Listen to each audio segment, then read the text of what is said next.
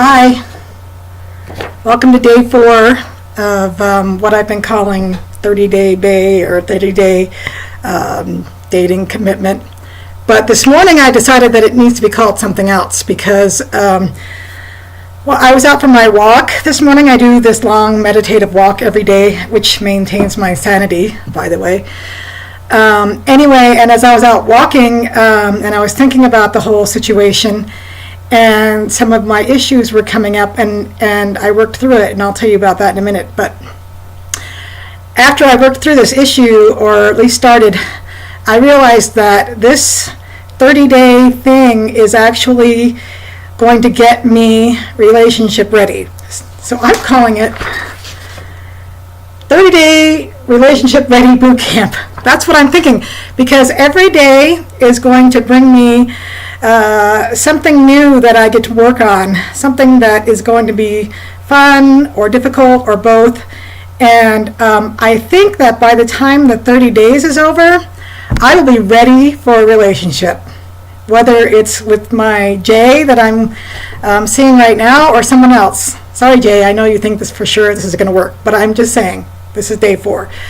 Anyway, either way, I feel like every day, if I keep working on this and I stick with it, I will be ready for a relationship. And I don't think I could say that before, in all honesty. So I recommend this. If you can find someone, if you don't feel relationship ready, go find yourself a bae, a 30-day bae, or boyfriend, girlfriend, whatever you want to call it, and then stick with it. One of my favorite guys is a comedian. I don't know what else you want to call him. His name is Kyle Cease, and I've done a lot of reading. He wrote a book called I Hope I Really Suck at This, or something like that. Anyway, and he says one of the keys to making things happen is to show up and stay in the room. And so I feel like I'm showing up and I'm staying in the room for this. I am staying through this whole 30 days, no matter what happens. And so here we are, only in day 4, and I think I hit on one of my key issues when I talk to Jay on the phone. We talk a lot of times using Skype, right? So I can see his face and I can see the way he's looking at me. And he's looking at me like with admiration and kindness and affection. And when I see that, something inside of me kind of shrinks up and freaks out a little bit. And so I realized that I don't know how to receive love. And I talked to my counselor about this a little bit. And as I was walking, I realized it's because there was a part of me that doesn't feel worthy of that, doesn't feel worthy of being loved in my core by someone who is a really strong and good person, or maybe even by anybody. There's something inside of me that has not felt worthy of love, or maybe not totally lovable. And that stems from childhood, and I'm not going to get into details. I already kind of said something yesterday about this, but I didn't feel loved.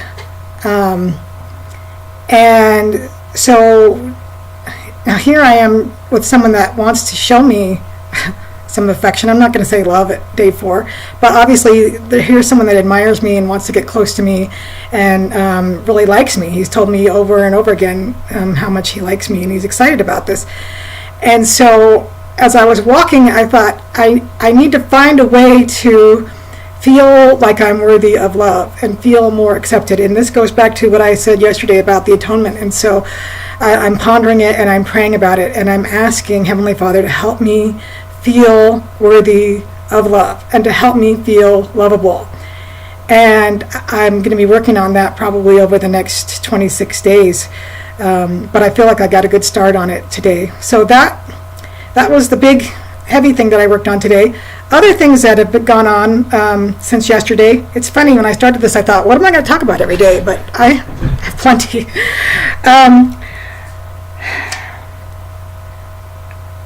Okay, so, the other thing I realized was that in a relationship, you have to decide when you are going to tell someone stuff about you. And so I went on Facebook and I made a big long list of things that I think Jay should know about me over the next I guess it's 26 days now, and just for fun, really, on Facebook. And so all my friends chimed in, and I had a good conversation about it. But it was fun to just share little things about me, like the fact that I hate snow, which everyone already knows anyway.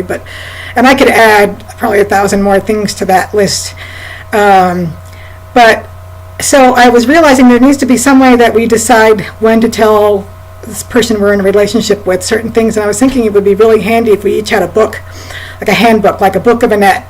And then, when your first date, you maybe open it up and read them page 1 and say, this is what I can tell you now, and then the next date maybe they get page 2 or whatever, or maybe you hand it to them, but most of it is sealed until you get to know each other. Then you unseal a little bit more of the book.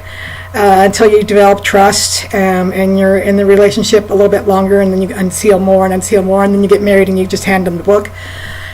So anyway, I'm learning what to share and how soon I should share certain aspects of my life or my personality. And so I gave him that list on Facebook, and then he saw it, and he sent me privately a list as well, and it was really cool. I got to get to know him a little bit more.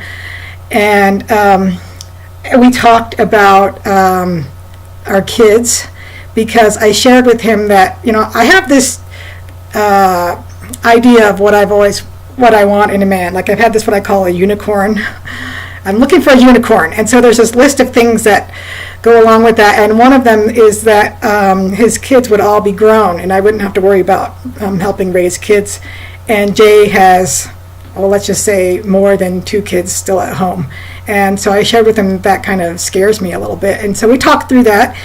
And I shared with him about my girls, because I have 3 kids at home. So someone's going to have to take that into account if we ever get serious. They need to know what they would be getting into as a stepdad. And we talked about what we see as our roles as step parents. So even though we're not making plans, we're just kind of getting the idea of each other and where our minds are, and what our lives look like. And so it's heavy, the issues, but it's also a lot of fun getting to know another person. And Jay's funny and smart and engaging, and I'm having a good time getting to know him. And I really appreciate that he's good with this. I keep thinking, how many guys would come along and be okay with me Facebooking about this stuff and YouTubing about it and like really being in the public eye?